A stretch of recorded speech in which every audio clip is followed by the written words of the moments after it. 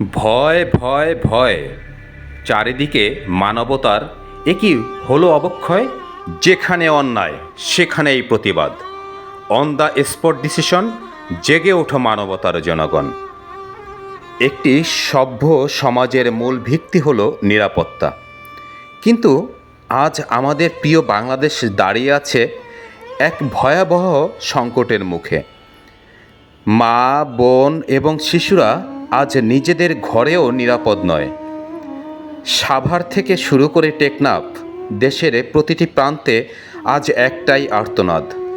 এই আর্তনাদ কোনো নির্দিষ্ট ব্যক্তির নয়, এটি আমাদের সামগ্রিক অস্তিত্ব রক্ষার লড়াই। আজ আমরা কথা বলছি নারী, শিশু নির্যাতন, ধর্ষণ এবং নৃশংস হত্যাকাণ্ডের বিরুদ্ধে। আজ আমাদের আওয়াজ এক, দাবি একটাই: ধর্ষকের সর্বোচ্চ শাস্তি চাই এবং সেই রায় দ্রুত কার্যকর করতে হবে। প্রতিদিন সংবাদপত্রের পাতা খুললেই যেন একটি বীভৎস কাহিনী। একের পর এক ধর্ষণের ঘটনা আমাদের বিবেককে নাড়া দিচ্ছে। সাভারের অলিগলি থেকে শুরু করে প্রত্যন্ত অঞ্চল, বাংলাদেশের কোথাও যেন নারী ও শিশু আজ সুরক্ষিত নয়। এই নৃশংসতা কেবল একজনের উপর আঘাত নয়, এটি পুরো সমাজের উপর আঘাত। অপরাধীরা আজ কেন এতটা বেপরোয়া?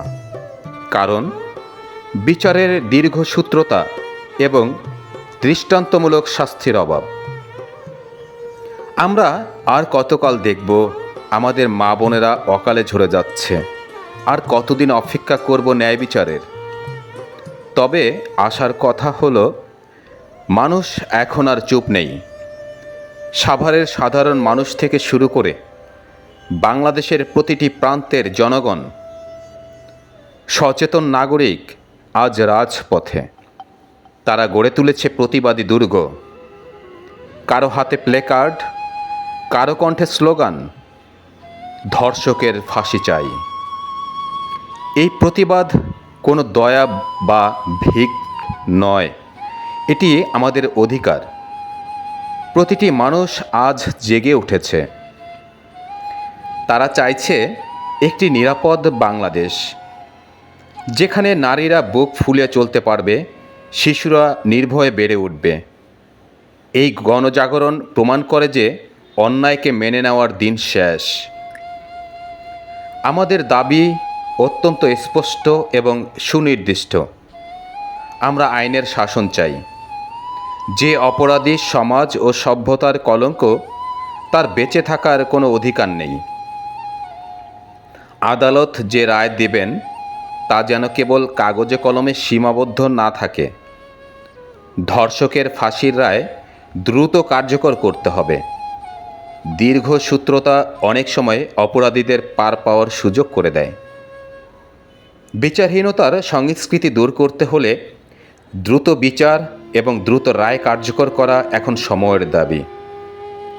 এটি কেবল শাস্তি নয়, এটি আগামীর অপরাধীদের জন্য একটি সতর্কবার্তা। শুধু আইন দিয়ে এই সমস্যার সমাধান সম্ভব না। আমাদের প্রয়োজন সামাজিক মানসিকতার পরিবর্তন। অপরাধীদের প্রশ্রয় দেওয়া বন্ধ করতে হবে। রাজনৈতিক পরিচয় বা অর্থের দাপটে যেন কোনো ধর্ষক পার না পায়, তা নিশ্চিত করতে হবে। আমাদের ঘরে ঘরে সচেতনতা গড়ে তুলতে হবে। আমাদের ছেলেদের শেখাতে হবে নারীকে সম্মান করতে। আর বিচার বিভাগ ও প্রশাসনকে হতে হবে আপোষহীন। সবাই মিলে একজোট হলে নিশ্চয়ই আমরা একটি নিরাপদ রাষ্ট্র গড়ে তুলতে পারব। পরিশেষে আমরা আর কোনো মায়ের কান্না দেখতে চাই না। আমরা কোনো শিশুর ভবিষ্যৎ নষ্ট হতে দেব না।